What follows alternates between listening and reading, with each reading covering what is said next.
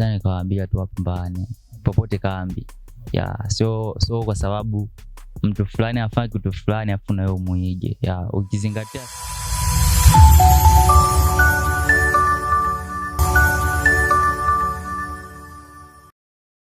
Mambo vipi? Naitwa Kaplan OG, that's my name, na leo tuko kwenye Kampozo outfit kama unavyoiona, na tumekuja kumtafuta Kampozo mwenyewe. Tutakuwa tuna mawili matatu ya kuzungumza naye. Usisahau kwamba ni TWM na mimi ni Kaplan nikiwa naiwakilisha vyema mihabara yake hapa kambini Nyarugusu, na nyuma ya kamera niko na Niggaman. Endelea kuwa nasi upate kujua kile ambacho kinaendelea siku hii ya leo hapa katika duka hii hapa. Kaka, habari yako? Safi. Unyama?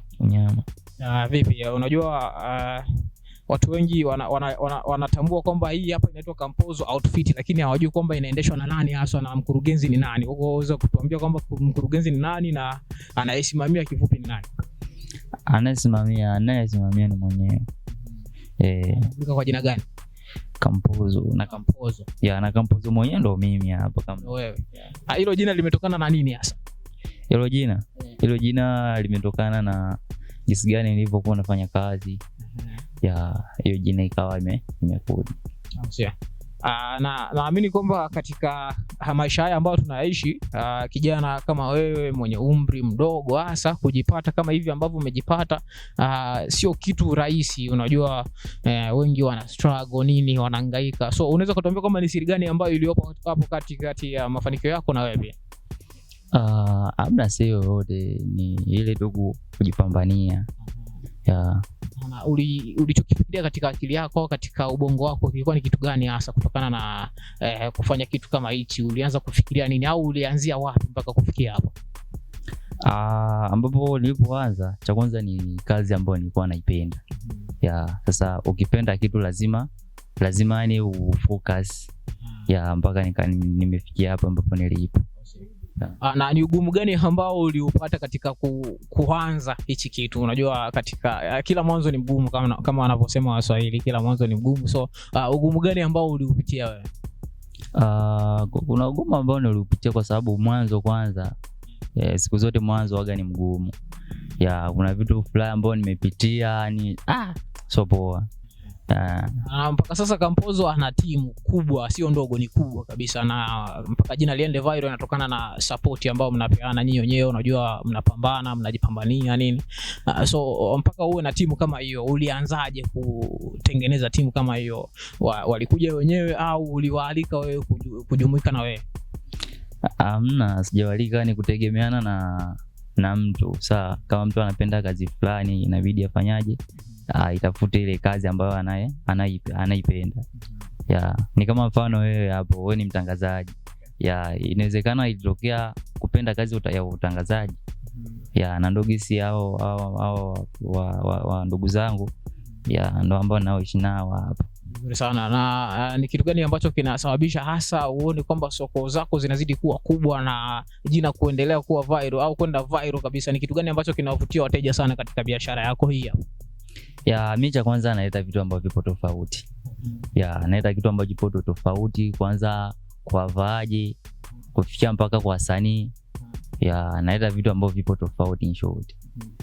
Na ni superstar gani wa hapa kambini ambaye ashawahi kuja kununua nguo ambayo iko bei kubwa kabisa kuliko mastaa wengine wa hapa kama? Siwezi nikajua kwa sababu hapo kunafika mastaa wengi sana hapa kwetu kambini. Wanafika wengi. Yaani sidhani star ambaye mnayemjua huko kitaa ambaye hajawahi kufika hapa, sidhani. Nguo ya bei ya mwisho kabisa kuwa kubwa ambayo Nyagomei inashawahi kununua hapa na ukamuzia wewe binafsi, ilikuwa ni nguo gani? Nyago tuseme ni kama sijui nisemaje. Yeye anachukua kwa jumla.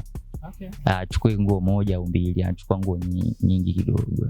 Sasa tukikwambia kwamba utaje wateja wawili ambao kila ukileta mzigo mpya kabisa huwa wakosi kuja kuwajibika katika harakati za kununua, unaweza kuwataja nani na nani? Watu maarufu. Wanafika kutokana na matukio yao. Kama mfano anataka ashuti au anataka ingie kwenye ukumbi, kwenye masherehe hivyo yani. Inaweza ikawezekana naingiza mzigo lakini asije uende ana promise ya kitu fulani hivyo. Na mpaka sasa unazidi kuhamasisha vijana wenzako kwa maneno gani hasa, kutokana na lichi ambacho, au tuseme kutokana na hii hatua ambayo umeifanya wewe au ulioipiga wewe, una kipi ambacho unaweza ukawaambia na unazidi kuambia nini vijana wenzako kutokana na upambanaji ambao umeufanya wewe, na wao wanatakiwa wafanye kitu gani hasa? Mimi nadhani kawaambia tu wapambane popote kambi. So kwa sababu mtu fulani afanye kitu fulani afu na wewe muige. Ukizingatia sana vijana hapa kwetu kambini sawa, wanaishi kwa upepo. Unaona sasa hivi kuna vitu fulani ambavyo vimeendaenda hapa vya unajua hizi content creator. Sasa hivi watu wengi ndio ukiingia tu mtandaoni utakutana na video mengi sana. Kwa hiyo hapa kwetu kambini yani hivyo ndo ambapo wanapoelekea. Yani wanaishi kwa upepo. Wanashindwa kupambania vitu vingine, wanafuata ule mkumbo yani tuseme. Yani wakimuona mtu anafanya kitu fulani afu nao wanaingia wanajikuta humo. Sasa unajua anaenda wapi na ataishia wapi. Na kizuri kwenye maisha waga vizuri ni ulete kitu tofauti.